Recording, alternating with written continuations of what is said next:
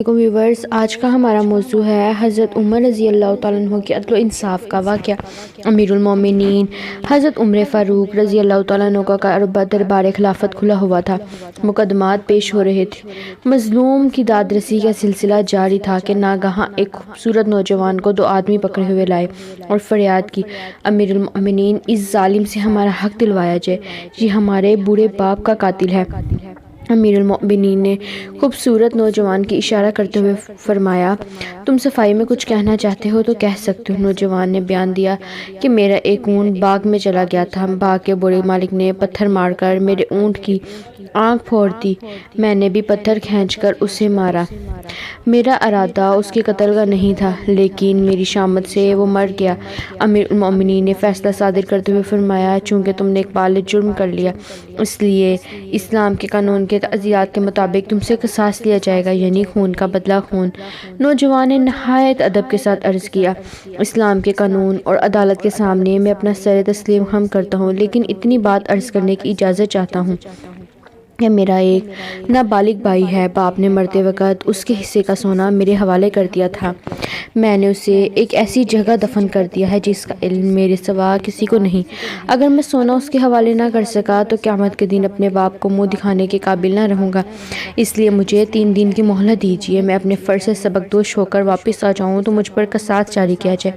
امیر المومنین نے تھوڑی دیر غور کے بعد فرمایا، عدالت کے سامنے اپنا ضامن پیش کرو۔ نوجوان نے حاضر مجلس پر ایک امید بھری نظر ڈالی، ساری مجلس میں کوئی بھی اس کا شناسہ نہ تھا، مایوس ہو کر بیٹھ گیا۔ اتنے میں ایک صحابی رسول حضرت ابوذر غفاری رضی اللہ تعالیٰ عنہ نے کھڑے ہوئے اور آواز دی، امیر المومنین، میں اس نوجوان کا ضامن ہوتا ہوں، اسے 3 دن کی مہلت دیجیے۔ ایک جلیل القدر صحابی کی ضمانت پر نوجوان کو رہا کر دیا گیا۔ آج تیسرا دن تھا، دربار خلافت کھچا کھچا بھرا ہوا تھا، دونوں مدعی بھی حاضر تھے، حضرت ابوذر غفاری رضی اللہ تعالیٰ عنہ بھی موجود تھے، لیکن نوجوان اب تک پلٹ کر نہیں آیا تھا۔ جوں جوں انتظار کا لمحہ گزرتا جاتا تھا، لوگوں کی تشویش بڑھتی جاتی تھی۔ اتنے میں مدعیوں نے کہا، اے ابوذر، ہمارا مجرم کہاں ہے؟ جواب دیا، تیسرے دن کا پورا حصہ جب تک نہ گزر جائے اس کا انتظار کرو، اگر وہ مقررہ وقت پر نہیں آیا تو قصاص کے لیے میری گردن حاضر ہے۔ حضرت ابوذر غفاری رضی اللہ تعالیٰ عنہ کے اس جواب پر صحابہ آپ دیدہ ہو گئے اور ان کا اضطراب بڑھ گیا۔ صحابہ نے بڑی لجاجت کے ساتھ نوعمر مدعیوں سے کہا کہ تم خون بہا قبول کر لو، لیکن مدعی بضد رہے کہ انہیں خون کا بدلہ خون چاہیے۔ امید و بہم کا یہی عالم تھا کہ سامنے اڑتا ہوا غبار نظر آیا، گرد ہٹی تو پسینے میں شرابور نوجوان مجرم کھڑا تھا۔ تماشائیوں کی آنکھیں حیرت سے پھٹی کی پھٹی رہ گئی۔ امیر المومنین نے نوجوان سے مخاطب ہو کر فرمایا، سزا تمہیں بعد میں دی جائے گی، پہلے ایک بات سنو، تمہیں 3 دن کی مہلت ملی، تمہارا پتہ نشان بھی کسی کو معلوم نہیں تھا، سزائے موت سے بچنے کے لیے تم فرار بھی ہو سکتے تھے، کیا تم بتا سکتے ہو کہ کون سا جذبہ تمہیں دار تک واپس لایا ہے؟ نوجوان مجرم نے بھیگی پلکوں میں سائے میں کھڑے ہو کر کہا، امیر المومنین، میں فرار ہو کر کہاں جاتا، یہاں نہ صحیح وہاں سزا ملتی، لیکن قیامت تک اسلام کے دشمن یہ طعنہ دیتے کہ محمد صلی اللہ علیہ وآلہ وسلم کے غلام عہد شکن ہوتے ہیں، اس لیے میں نے سوچا کہ زمین پر میرے خون کا دھبا چند دنوں کے بعد مٹ جائے گا، لیکن عہد شکنی کا دھبا اسلام کے دامن پر ہمیشہ کے لیے نمایاں رہے گا۔ نوجوان کے اس جواب پر لوگوں کے دل بھر آئے، آنکھیں اشک بار ہو گئیں اور اسلام کی اس رقت انگیز محبت پر صحابہ کرام کا پیمانہ درد لبریز ہو گیا۔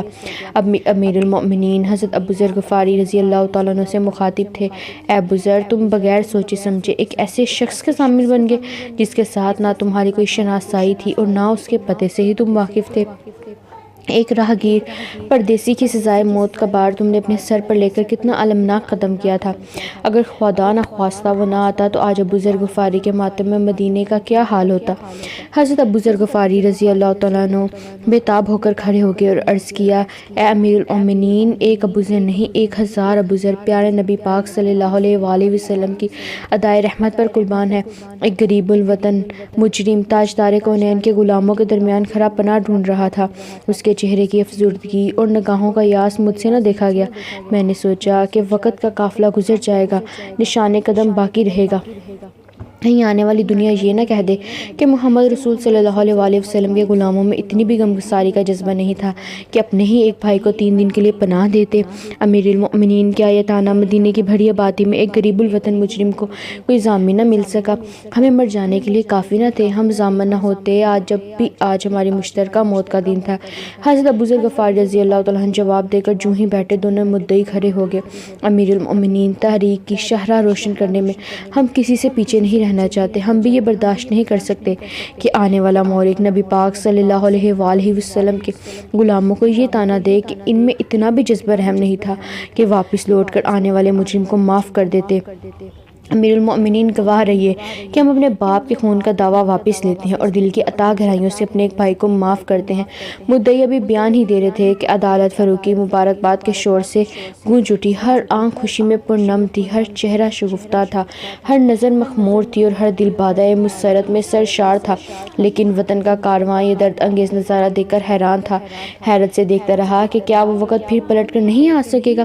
یہ تھا ہمارے پیارے صحابہ کرام کی زندگی، ان کا عدل و انصاف۔ اگر